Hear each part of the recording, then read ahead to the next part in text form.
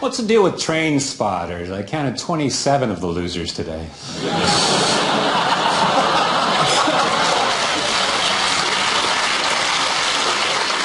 My record's 41.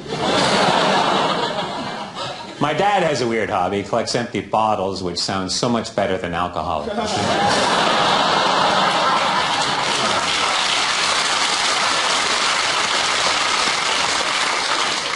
I want to write a mystery novel. Or do I? I've written a book about a transsexual with a speech impediment. It's titled Man or Myth. I like to go to bookstores and say to the clerk, hello, I'm looking for a book titled How to Deal with Rejection Without Killing.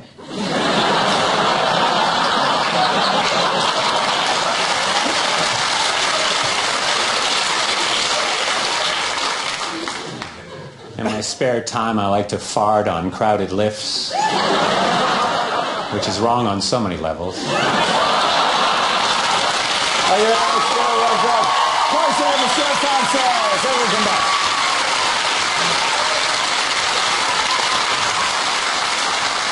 Our next round is called If This Is the Answer, What is the Question? On the board are 6 categories. Chris, which category would you like? Please, can we have health? Okay, your category is health. The answer is 35 million a year. What is the question? Is it how much money does the Queen get from the Royal Mail for being the face of stamps? How many times a year does Casey Holmes think to herself, if I just make a run for it? If you were the man who ate all the pies, how many pies would you be eating? How often does the Scottish Justice Minister phone Al McGrahy's mobile hoping he doesn't pick up? Is it how many times Dara Googles himself? And when I say Google, I mean masturbate. How much would the UK government make if they pimped out Robert Pattinson? Just from that lady? When you say pimped him out, you mean put like big rims on him? No, what? We could do that, or we could just put him in a bus and let girls such as the lady that cheered then pay up to £100 to do what you want with him.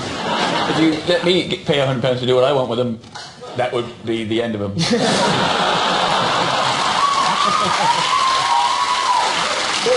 Talking about rims. I think the trick is to let me go last. Is it how much would it cost you if you stayed on a BT helpline long enough to get an answer to your fucking question? Yes.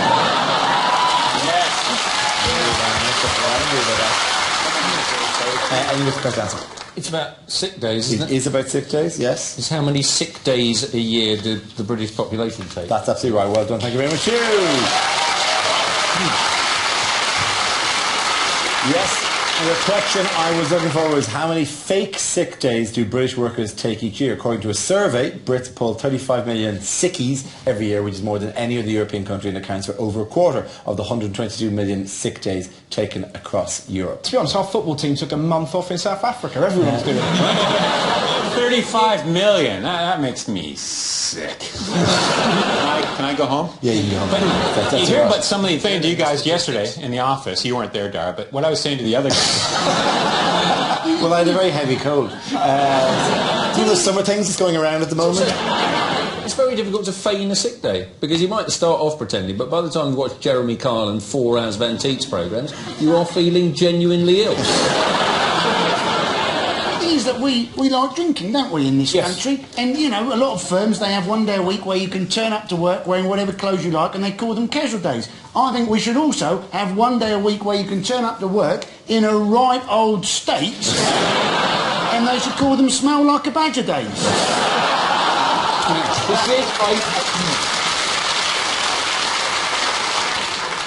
It's interesting though, taking a day off as a man is tricky because you have to be very inventive. You have to, I've got diphtheria, I've got lurgy, I can't see, I've got blurred vision, I've got a throat. As a lady, very easy. All you have to say is, women's problems. Whoa!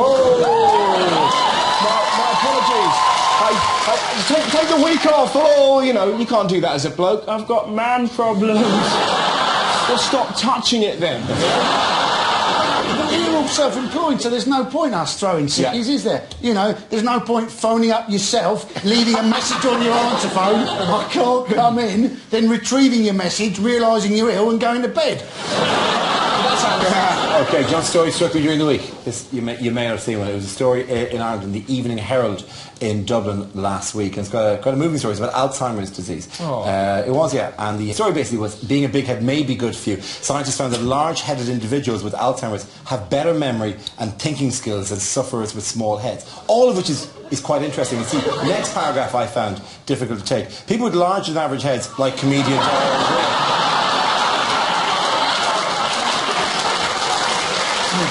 appear to be better protected if they develop Alzheimer's disease, as studies suggest. Now, that would be all right if it wasn't for that. Like, the article actually came with a giant photograph of me next to the article, under the word big head, that protected me at that point.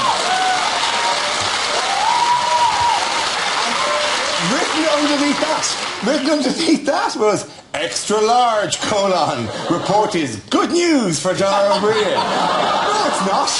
It's not good news, because I suddenly realised I've got a big head apparently. What do you mean you suddenly realised? Protect us from the Alzheimer's. Forget about it.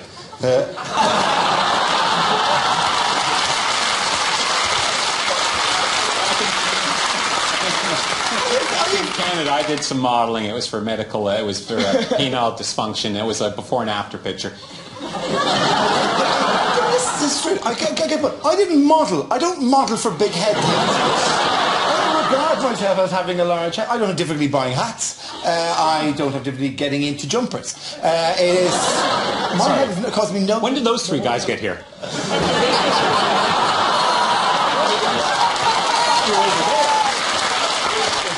To be fair, a big head doesn't normally cause the owner a problem. It causes the owner's mother a problem. How does Have you ever seen Dara? It's smaller than my hips, for God's sake. Your head is smaller than your hips. What kind of shape are you? You're a peanut. Of course my head is smaller than my hips. Dara, but it's... Is Dara, your look head at me. not smaller than your hips? Dara, look at me. Oh, you're weird. Yeah. Look at me. I'm going to take you to a hall of mirrors and show you how you should look. It's going to be the kids from Mars. You see, look at that. It's fine. Your head is absolutely enormous. In fact, on a normal size head, that would be a full head of hair. But the good thing is... Are you not staying in my house tonight? When Dara opens an umbrella, it's like one of them little cocktail rooms. To put in context how big it is, Dara, it has its own gravitational field. It's pulled in an entire planet behind it.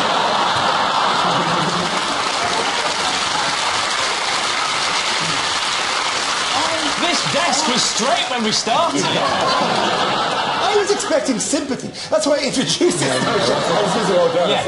What I did was I said something about... I revealed a weakness in front of 6 comedians, and I thought, there's a great...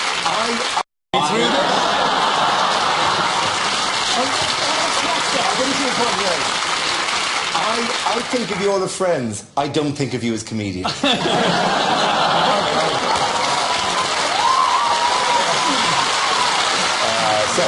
Okay, the end of that round.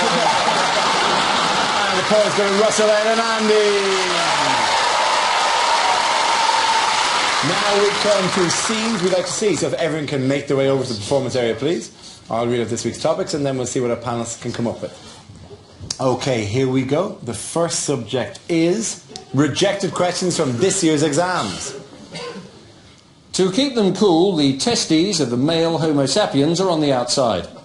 Should he put them back in his trousers?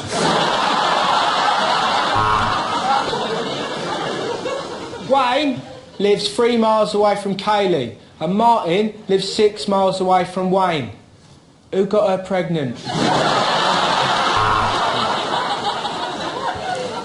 If an oil well is spilling out oil at 50,000 barrels a day, how do you stop it? Really? How do you stop it? If you mix blue and yellow, how crap is your government? So, okay, at the end of that round. And the crowd's going to Russell Ed and Andy. Now we come to scenes we'd like to see. So if everyone can make their way over to the performance area, please. I'll read out this week's topics and then we'll see what our panelists can come up with. Okay, here we go. The first subject is rejected questions from this year's exams. To keep them cool, the testes of the male Homo sapiens are on the outside. Should he put them back in his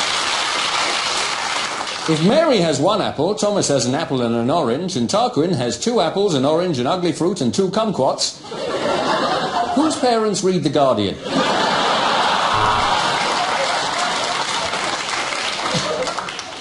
Which is faster, a cheetah or Mel Gibson leaving the Mobos? If you removed a man's lower intestine and stretched it as far as it could go, how angry would he be? Calculate the circumference of Eamonn Holmes using pi. A car is travelling at a constant speed of 70 miles an hour round the M25. In what imaginary universe are they in fact travelling? Henry VIII loved the bitches. Discuss. Chemistry. What's that smell?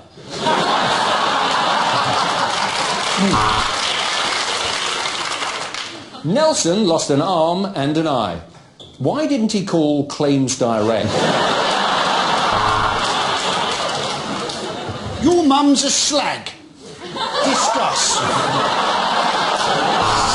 The next topic is things you won't hear in a gardening programme. If you're into naked gardening, here's a tip. Be careful what you do with the shears.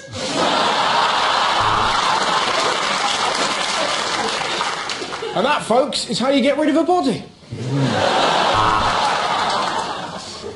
Not only that, somebody has been sneaking into the allotment and putting topsoil on the ground. The plot thickens.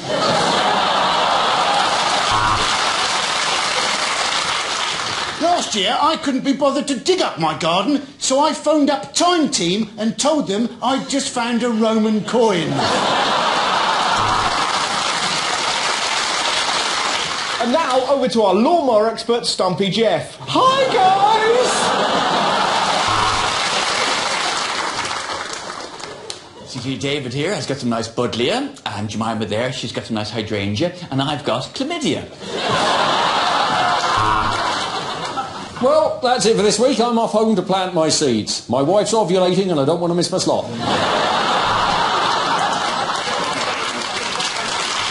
Why grow flowers like this when you can steal them from a traffic black spot?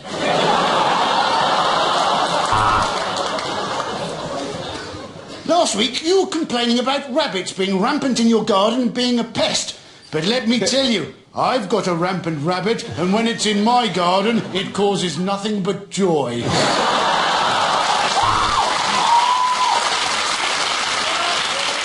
Well, I've been having terrible trouble with a mole. He keeps on passing confidential information to other gardeners.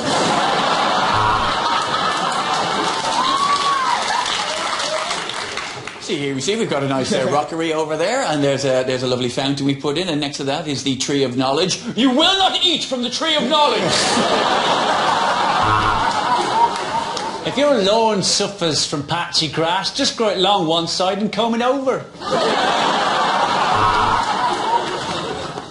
And if you leave it for about 4 or 5 years, it should be just the right height to piss behind.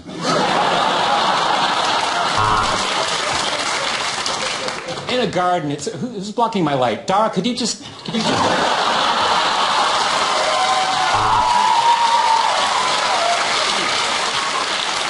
Over here is a wonderful water feature, like in Brussels, of a small boy pissing. This one's from Thailand, and I pay him 20 pence a week. He ain't lying, it's good money. Give it a round of applause for Russell and Andy. And that's the end of the show. This week's winners are Andy Parsons, Ed Byrne and Russell Howard. Commiserations to Chris Allison, Hugh Dennis and Stuart Francis. Thanks for watching. Until next week, I'm Darren Green. Good night.